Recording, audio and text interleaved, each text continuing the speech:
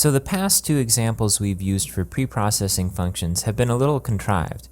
We've used them to add a click me to the end of any link on a page, and also to change the images to the Druplicon instead of the image that it was supposed to have. In this next step, let's go ahead and add some conditions around these actions to make them a little bit more applicable, a little bit more practical for purposes that preprocessing functions would normally be meant for. Go ahead and jump to your resource pack directory and open up the third step, which is called template.php conditional changes. Go ahead and copy the code and paste it over the code that's currently in your template.php file and save it. We're using the same two preprocessing functions that we had before. We have bat overrides preprocess link and then bat overrides preprocess image, but we're changing the functionality a little bit.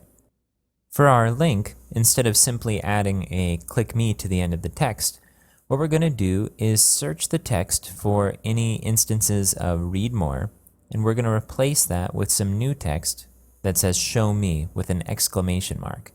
Now, our reasoning for doing this may be that we want to have a more enthusiastic style for our theme, and we'd like to replace this text out with something that's a little more exciting than read more.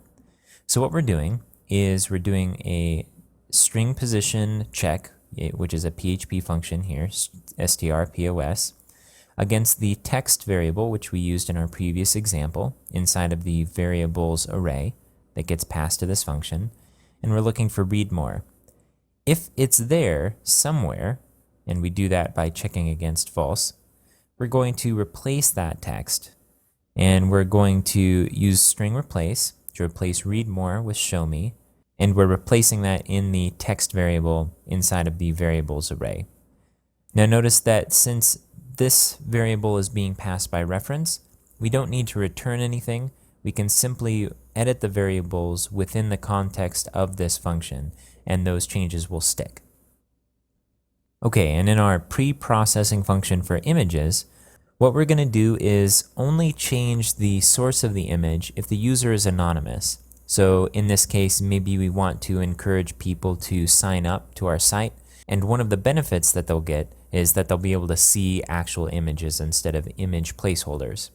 So what we'll do is globalize the user so that we can use the variables inside of there, and we're going to check if the user ID is 0. If so, that means that this is an anonymous user. We'll go ahead and change the path then to miss.drupalcon.png. Otherwise, we'll leave it as is. So we've already registered our pre-processing function, so we don't need to rebuild our theme registry, although it wouldn't hurt if we did. Let's go ahead and refresh the page and look at the changes. Okay, I'm going to scroll up to the top.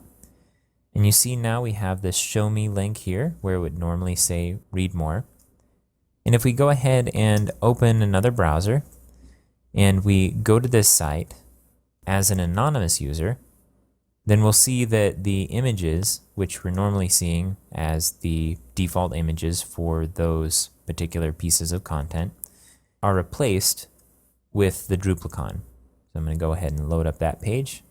And this is an anonymous user, you can tell because we haven't logged in here. And now we see the Druplicon for all of the images.